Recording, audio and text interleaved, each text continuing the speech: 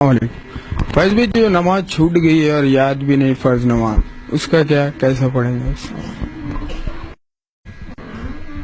بھائی نے سوال کیا جو فرض نمازیں ان کی چھوٹ گئی اور ان کو یاد بھی نہ ہو تو ان نمازوں کا کیا ہوگا؟ تو دیکھیے، جو فرض نمازیں آپ کی جو چھوٹ گئے، آپ کو یاد نہ ہو تو اس کے لیے اللہ سے آپ توبہ کریں، جو یاد ہو اس کو پڑھ لیں۔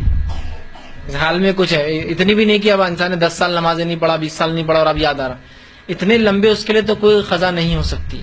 اس لیے کہ اس میں ایک مسئلہ جاننے کی ہمیں ضرورت ہے، جو نماز چھوٹ جاتی ہے اور جو نماز چھوڑ دی جاتی کا کیا فرق ہے؟ جو نماز چھوٹ جاتی ہے اس کی قضا ہوتی ہے، جو نماز چھوڑ دی جاتی ہے وہ فوت ہو جاتی ہے، وہ مر جاتی ہے۔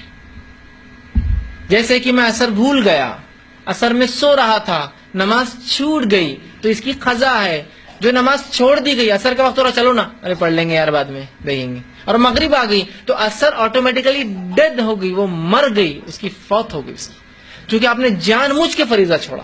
تو جو نماز چھوٹ جاتی ہے اس کی قضا ہے، جو نماز چھوڑ دی جاتی ہے اس کی قضا نہیں ہوتی۔ تو لہٰذا 20 سال تک چھوڑ دیا ہم نے نماز کو، 10 سال تک اب اتنے کیسے نماز پڑھ سکتے ہیں کہ اب اس کے چکر میں آنے والی زندگی کی نمازیں بھی چلے جائیں گی۔ تو لہٰذا اللہ سے توبہ کرے کہ اللہ ہم سے خطا ہوئی، معافی مانگے، یہی حل ہے۔ اس کے لیے کوئی قضائے عمری نماز نہیں ہوتی۔ لوگوں نے ایک نیا نکالا، ٹھیک ہے، میں اس کو بولتا ہوں، ہمارے اپنی زبان میں پدو بولتا ہوں۔ پدو سمجھتے نا؟ پدو کیا ہوتا ہے کہ ایک آدمی رہتا ہے، وہ 2 بچے سمجھ کھیلتا ہے، ایک بچہ کمزور ہے تو جو طاقتور ہے دوسرے کیا بولتا تو ایک 2 پدو، مطلب تو 2 بار آؤٹ ہونا، ایک بار کھیلنا آؤٹ ہوا تو ایک اور چانس ملے گا، پدو۔ تو ہم نے ایک پدو لگا دیا، کیا ہے کہ قضائے عمری پڑھ لو، بس یہ کہو کہ اللہ فجر کی 2 رکعت قضائے عمری، اور باندھ لیا رکعت، مطلب جتنی چھٹی آج تک پوری کور، پھر ظہر کی 2-4 رکعت قضائے عمری۔ اس کا فائدہ کیا اٹھا دو لوگ معلوم آپ کو؟ بس ایک رات آتی 27 معراج بولتے ہیں جس کو، 27 جب کھڑے ہوتے اور ٹھکا 17 رکعت ٹھوک دیتے ہے نا، 2 رکعت فجر کی، 4 رکعت ظہر کی، 4 رکعت عصر کی، 3 رکعت مغرب کی، 4 عشاء کی، 17 رکعتیں ہوتی ہے۔ بس بولتے اور آپ کوئی نماز کی ضرورت نہیں، اگلی بار دیکھیں گے اگلے سال، کہ تو قضا عمری پڑھ لیا نا تو پچھلا پورا کوریج ہو گیا۔ اگر اتنا آسان ہوتا تو بلال کو اتنی تکلیف اٹھانے کی ضرورت ہی نہیں تھی، اسلام کا بولنا، اس پہ عمل کرنا، آرام سے بولتے قضا عمری پڑھ لیں گے، اپنے ایک ٹائم آئے گا، اسلام جو غلبہ پائیں گا دیکھا جائیں گے سب۔